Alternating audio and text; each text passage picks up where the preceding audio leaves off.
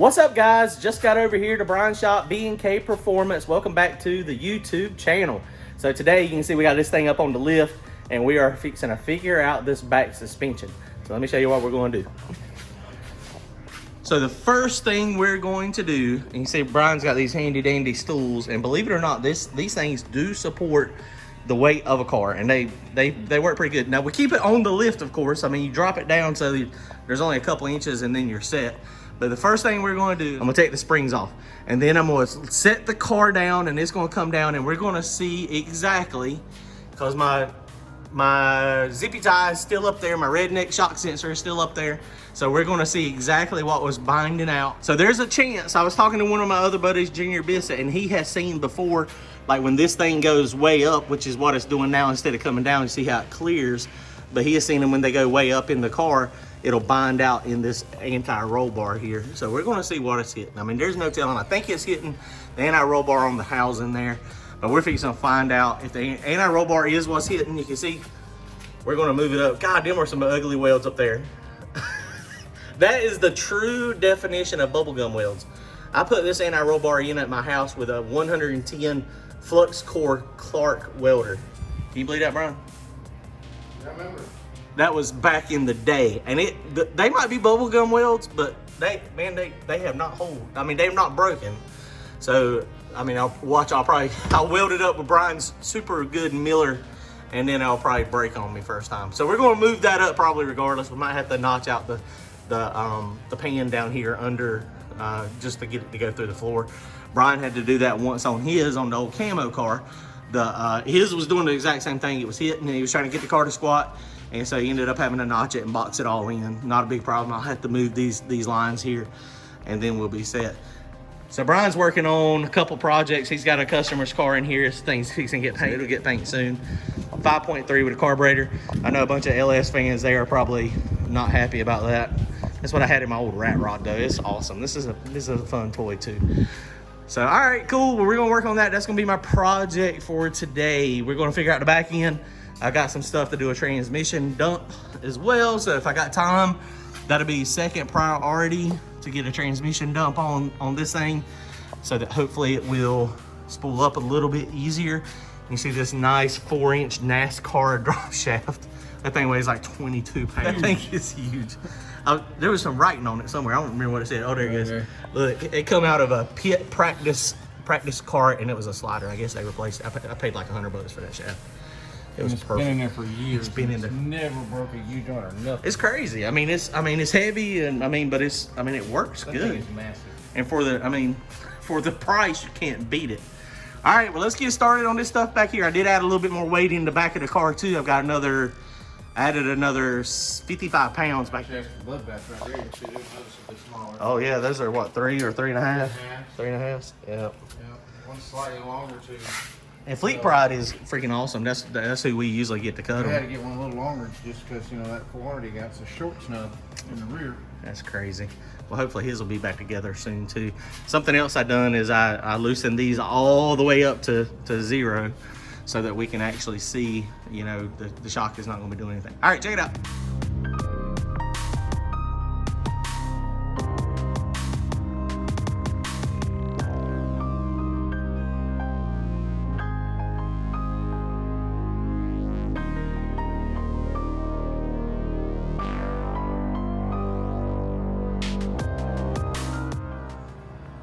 Okay, so here we go. We got the springs off the shocks here. So the springs are off now. So Brian's fixing to lower this thing down. We still got our redneck zip tie up there. I had to move it around a little bit, but that's about where it was at. So Brian's gonna let down the lift here, and I'm gonna watch and see what bottoms out. All right, let's go down.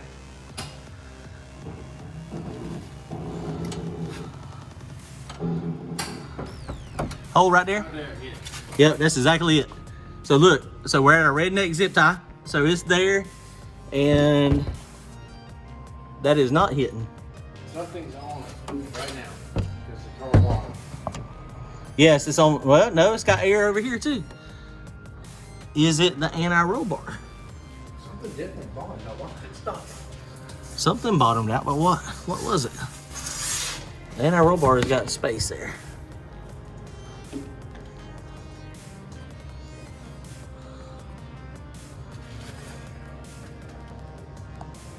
Is the anti-roll bar hitting the top? I don't know. See your light. I can't see that thing.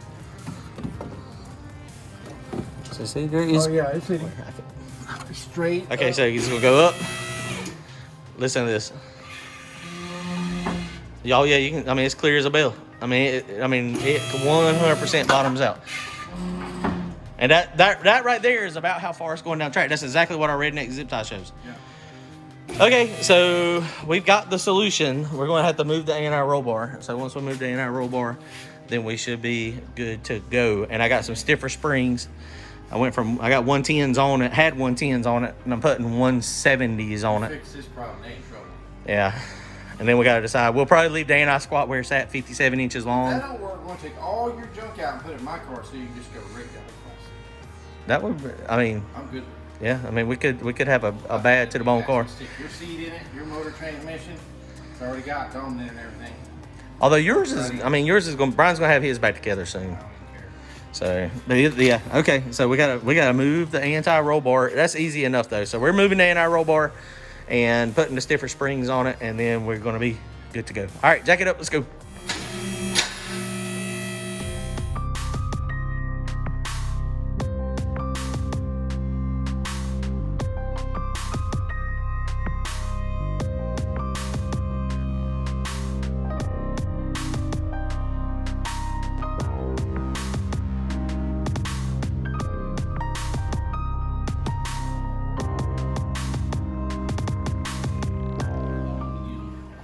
Okay, so here's that. You can see this is the main spot that hits right in the middle of this anti-roll bar. And I'm gonna go ahead and finish welding this. This is an old UPR bar, and it was flexing, and so I put this strut system on it. So I'll finish welding all this stuff that I couldn't get to. And you can see this thing has got bearings, and this is a solid bar. These are fine, so they're in good shape. We got them clean, so I got to cut off. So we're gonna be able to reuse this stuff, so it's not bad. Shannon's over there working on his transmission, trying to get Bloodbath back going. Won't be long, maybe. They can get donkey stomped in some of this no prep action. I ain't going no prep. You can have it. He ain't going no prep. I don't blame him. It's freaking a challenge. But if I do go no prep, You're still getting beat. there won't be no donkey stomping happening. No, I'm kidding. All right, so we're gonna move this up some. It's gonna move up, and I gotta move these down to get these out of the way. And apparently, as we were cutting that out, that thing cut really smooth like butter. And we were thinking, Shannon mentioned, well, maybe it's the anti-seize that's making it cut so good. I don't know if it is or not, but it did cut out very good. Now I gotta clean all that crap up to get it so it goes back up in there. So we're working. So we're just gonna move it forward and up as high as it can go. All right. Okay, so we moved it up. It doesn't look like much, but it's about the bottom. It's about an inch and a half up higher. All it does is prove me On both sides. Put a little bit of paint on it, keep it from rust. So I have that all nice and fresh. And so it will rub the tires before it bottoms out. So I think we're good. And I'm also, something else I'm gonna do is I'm gonna go ahead and move this. These are my lower brackets, of course, everybody's seen those. If I go down one hole exactly, I'll show you what it will do for my anti-squat. It's gonna give it like 94%, I think it was, and 72 inches. So that's a change from 57% and 104 inches. So I'm gonna move that down one hole. Since I'm at the shop here, it'd be a perfect time to go ahead and do that. I gotta move these brackets down one hole so that I can get more shop travel. So, I mean, that's gonna be good. And actually, that may be okay like that. Since these stiffer springs are not gonna compress as much. We'll try that where it's at right now to start with. And I got more weight in the trunk of the car. All right, let's put that together. We'll see. Suspension is almost done.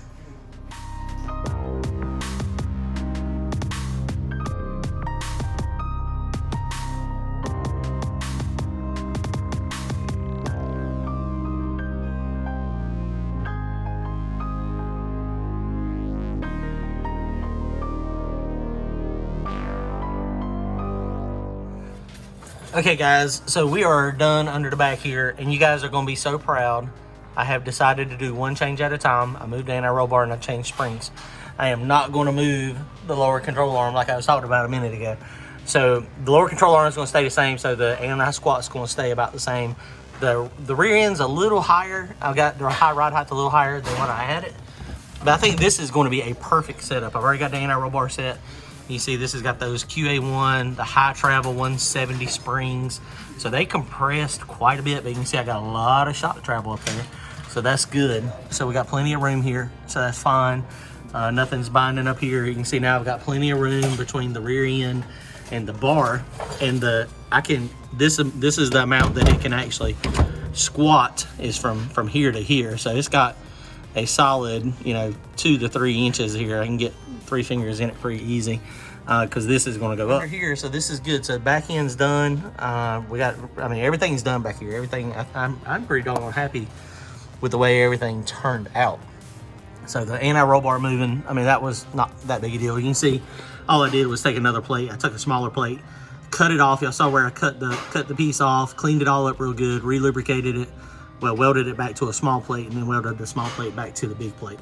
And mostly it's reasonable welds. Welding it with the big welder definitely helped, but I'm still no expert by any means. So, but we're good to go back here. So rear end's done. So now I'm gonna move forward and start messing with the transmission. And I'm gonna try to go ahead and get me a dump wired up on that real fast. I want it to come on the trans brake, but definitely it might help if I can stagger this thing off and let it help soften the blow on the converter. But I may not want to do that the first time because it may take it since it was bottoming out. That is for sure what was happening. It was bottoming out that anti-roll bar, and then it was just upsetting everything when it was the transmission. I don't know how it's gonna work with my little solenoid, but basically I just got that little T-fitting. So this is the line coming out, the bottom line. That's the one that goes into the transmission cooler. It goes down all the way to the back to the transmission cooler, comes back up, goes in the top port. When it goes in the top port, it goes into the lubrication circuit of the transmission. So essentially, it's a restriction up there. The way the fluid travels through the transmission. So basically what I've done here is you put a T in the line, and so the red line comes off, and it goes to my old big Edelbrock fuel solenoid, and then it comes back this way. So it's grounded right here to the transmission pan, and then the power is going to come from the Holly. And so essentially what will happen is while it's on the trans brake, that thing will be open, and so when it's open, it's going to be bypassing transmission fluid back directly into the pan. And so what will happen is if this solenoid, if it flows enough fluid, well, even if it flows some fluid, it ain't gonna flow a ton because of the internal orifices. I probably need to get a bigger one at some point, but this is just something I'm gonna try to see how good it works. It's gonna bypass that circuit, so the transmission cooler pressure will drop. The transmission cooler and the cooler line pressure, which the cooler line pressure, this pressure coming out of this line right here is, kind of indicative of what's in the actual torque converter there as far as the pressure. So it's going to drop because it's going to be free flowing, and that should allow it to spool up faster and harder. And then, people are also timing these. It's just like Randy's, except I'm doing it a redneck budget way. And what'll happen is, you can time it when it shuts. So if you shut it at 1 second, 2 seconds, it'll probably help it so it don't hit the converter quite as hard. So again, coming back here to the back, this is all jam up and good. So I think we're going to be ready to go. So we are done for tonight. We got a lot of progress done.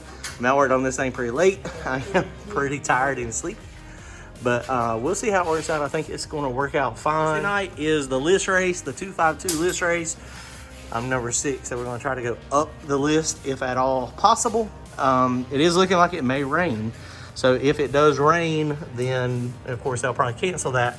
And then we may be going 95% chance if the weather looks good.